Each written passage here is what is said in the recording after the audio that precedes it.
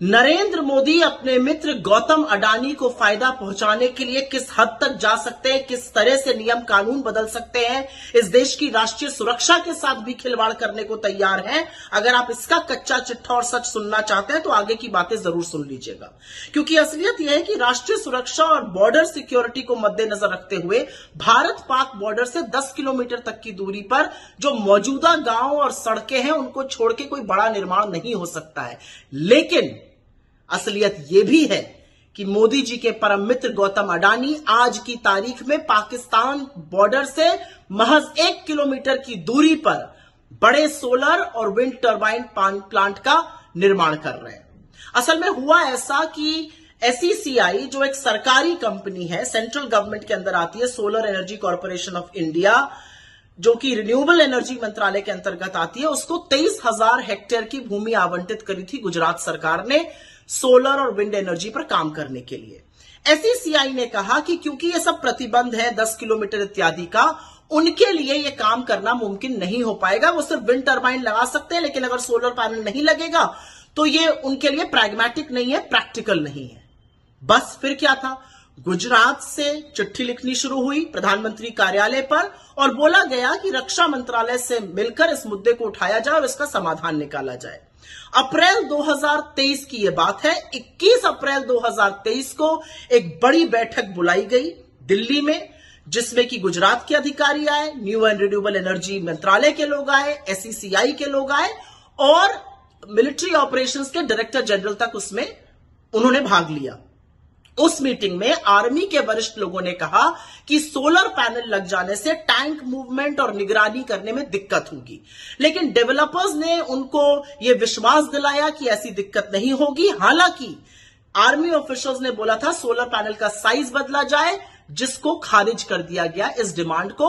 और उसके बाद रक्षा मंत्रालय ने उसी दिन यह फैसला लिया कि और मंजूरी दे दी कि पाकिस्तान से 2 किलोमीटर की दूरी पर, बॉर्डर से 2 किलोमीटर की दूरी पर सोलर पैनल और 1 किलोमीटर की दूरी पर विंड टर्बाइन लग सकती हैं।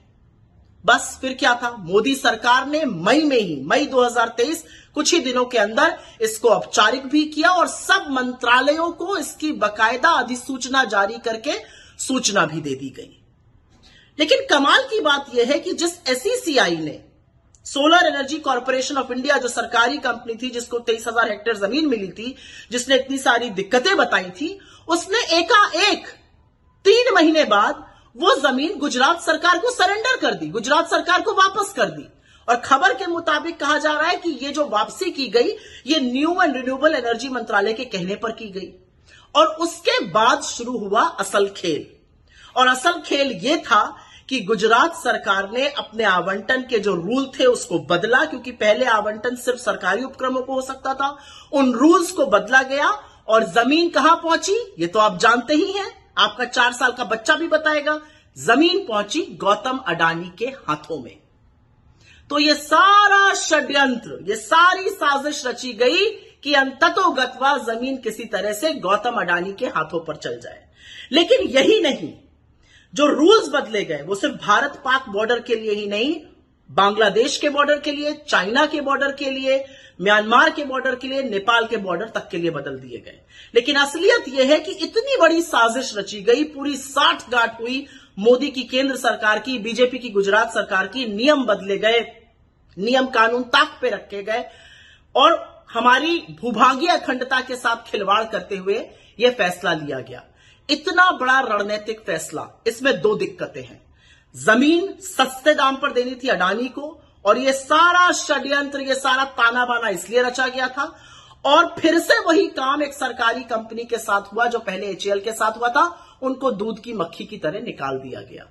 यह नरेंद्र मोदी का असली देश प्रेम है, यह उनका फर्जी राष्ट्रवाद है कि वो इस देश की भूभागीय अखंडता, हमारी बॉर्डर सिक्योरिटी, हमारी राष्ट्रीय सुरक्षा तक से खिलवाड़ करने को तैयार है। अडानी के चक्कर में मोदी क्या क्या कर गुजरेंगे, शायद इसका अंदाजा भी नहीं है हमें और आपको। Stay ahead with our cutting edge news app. Instantly access the latest shorts in just 1 minute and breaking news in just 50 words. Download now for a smarter, faster news experience.